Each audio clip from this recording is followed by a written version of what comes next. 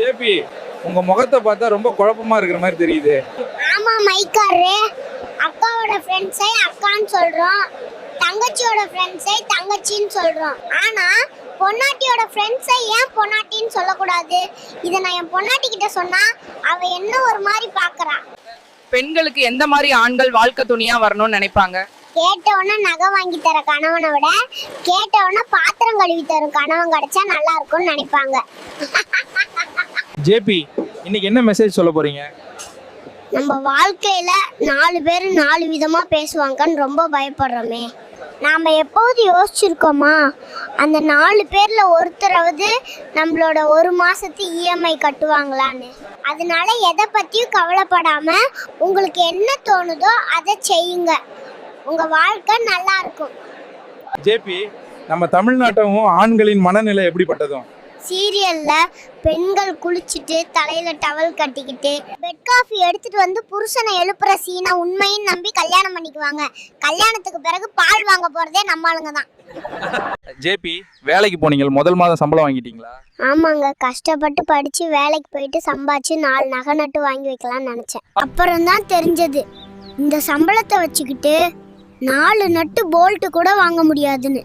புத்தி உள்ள மனைவி, புத்தி இல்லாத மனைவி, இருவருக்கும் என்ன வித்தியாசம்? புத்தி இல்லாத சில மனைவிகள் தங்கள் கணவனை அடிமையாக்கி தானும் அடிமையாவே வாழ்கிறார். ஆனால் புத்தி உள்ள சில மனைவிகள் தங்கள் கணவனை ராஜாவாக மாற்றி தானும் ராணியாக வாழ்கிறார்கள். என்ன ஜேபி, திடீர்னு ஹாஸ்பிட்டல்ல அட்மிட் ஆகிட்டீங்க? நேத்து கூட ஒரு பொண்ணோட சிரிச்சுக்கிட்டு பைக்ல போனதை பார்த்தனே. ஆமாங்க மைக்காரே, அதுதான் என் பொண்டாட்டியும் பார்த்துட்டா, அதான் இங்க இப்படி கிடக்குறேன். சரி சரி ஜேபி, இனிமேல் கேர்ஃபுல்லா இருங்க. ஜேபி, வாழ்க்கையில் நமக்கு அட்வைஸ் பண்றாங்களே, அவங்கள பத்தி என்ன நினைக்கிறீங்க? யார்கிட்ட கேட்டாலும் இருக்கிறத வச்சு சந்தோஷமா இருன்னு அட்வைஸ் பண்ணன்றான். ஆனா நம்ம கிட்ட இருக்கிறதெல்லாம் கடனும் கஷ்டமும் தான். இதை வச்சு எப்படி சந்தோஷமா இருக்கிறது ஒன்றும் புரியல. முதல்ல இந்த அட்வைஸ் பண்றவங்ககிட்ட டியூஷன் போகணும். ஜேபி, நீங்க தூக்கத்துல இருந்து எழுந்து பார்த்தா 2040ல இருக்கீங்க. நீங்க முதல்ல தேடும் விஷயம் என்ன இருக்கும்? வாழ்ந்தாலும் செத்தாலும் உன் கூட தான் சொன்ன சிரிக்கும் அவ யாரு கூட இருக்காங்கன்னு பாப்பேன். ஜேபி, இன்னைக்கு என்ன மெசேஜ் சொல்ல போறீங்க? பிச்சை எடுத்தா பிச்சைக்காரன் சொல்றாங்க, வட்டி வாங்கினா வட்டிக்காரன் சொல்றாங்க, கடன் வாங்கினா கடன்காரன் சொல்றாங்க. ஆனா வரதட்சணை வாங்கினா மட்டும் மாப்பிள்ளன்னு பேரா? யோசிக்கணும் மக்களே. என்ன சார், காலையில டிஃபன் பண்ற நேரத்துல டீ குடிச்சிட்டு இருக்கீங்க, சாப்பிடலையா? அது எங்க கேக்குறீங்க? காலையில சாப்பிடலாம் டைனிங் டேபிள்ல உட்காந்தேன். என் பொண்டாட்டி அப்பளத்தையும் பூரி கிழங்கும் எடுத்துட்டு வந்து கொடுத்தா. அதுக்கு நான் அப்பளத்துக்கு எதுக்கு பூரி கிழங்கு வைக்கிறான்னு கேட்டேன். கிச்சன்ல இருந்து பூட்டி கட்டை பறந்து வந்து டைனிங் டேபிள் மேல விழுந்துச்சு. அப்பதான் புரிஞ்சது அது அப்பளம் இல்ல பூரின்னு. அதுக்கப்புறம் எங்கன்னு சாப்பிட்றது, பூரி நல்லா இருந்துச்சுன்னு சொல்லிட்டு இங்க வந்து டீ குடிச்சிட்டு இருக்கேன். ஆண்கள் எந்த மாதிரி பெண்ணை வாழ்க்கை துணையாக எதிர்பார்க்கறாங்க? ஆண்கள் எப்பவுமே கூந்தல் நீளமான பெண்ணை தான் தேடுறாங்க. ஆனா கிடைக்கிறது என்னவோ வாய் நீளமான பெண்ணு தான். அம்மாவுக்கும் பொண்டாட்டிக்கு என்ன வித்தியாசம்? பையன் இட்லி மாதிரி பொத்தி பொத்தி எடுத்தா அது அம்மா, தோசை மாதிரி புரட்டி புரட்டி எடுத்தா அது பொண்டாட்டி. என்னடா ஜேபி, நேத்து நைட்டு வீட்ல கறி குழம்பு போல, வாசனை தெருமணம் வரைக்கும் வந்துச்சே. அதை ஏன் கேக்குற?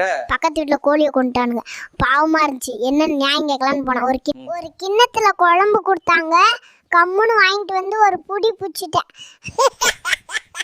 என்ன ஜேபி, தர்பூசணியே ட்ரௌசர்ஸ் மாதிரி செய்து போட்டுக்கிட்டு படுத்துருக்கீங்க, என்னாச்சு? அடிக்கிற வெயிலுக்கு தர்பூசணில ட்ரௌசர் செய்து போட்டாலும் சூடு குறைய மாட்டேது சார். என்ன வெயில் இது? ஜேபி, நம்ம தமிழ்நாட்டு பெண்கள் எப்படிப்பட்டவர்கள்? காலையில இருந்து சாயந்தரம் வரைக்கும் கணவனை போட்டு தொம்சம் பண்ண வேண்டியது. அப்புறம் நைட் ஆனதும் ஒரு தாலிவாரம் கேட்டு வந்தா தாயமா கண் திறந்து பாரமான்னு பக்தி பட ரேஞ்சுக்கு புலம்ப வேண்டியது. ஜேபி, வாழ்க்கையில மறக்கவே முடியாதுன்னு நீங்கள் நினைக்கிற நபர் யாராவது இருக்காங்களா? இருக்காங்க சார், என் மாமனார் தாங்க.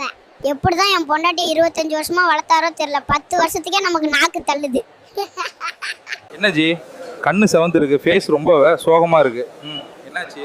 நேத்து என் பொண்டாட்டிக்கு பிறந்த நாள், கிஃப்ட் எங்கன்னு கேட்டா, அதுக்கு நான் உனக்கு நானே ஒரு கிஃப்ட் தான் சொன்னேன். அட, அது ரொம்ப நல்லது தானே ஜி, அதுக்கு ஏன் இவ்வளவு சோகமா இருக்கீங்க? நீ தானே என் கிஃப்ட்னு சொல்லிட்டு என்னையே பிரிச்சு பார்த்துட்டாப்பா. உலகத்திலேயே முதல் லஞ்சம், முதல் ஊழல் எதுன்னு சொல்லுங்க பார்க்கலாம். கடவுள்கிட்ட வேண்டிக்கிட்டு காணிக்க செலுத்தியது தான் முதல் லஞ்சம். அதையும் அவர் ஏற்றுக்கிட்டு நிறைவேற்றாம போனது தான் ஊழல்.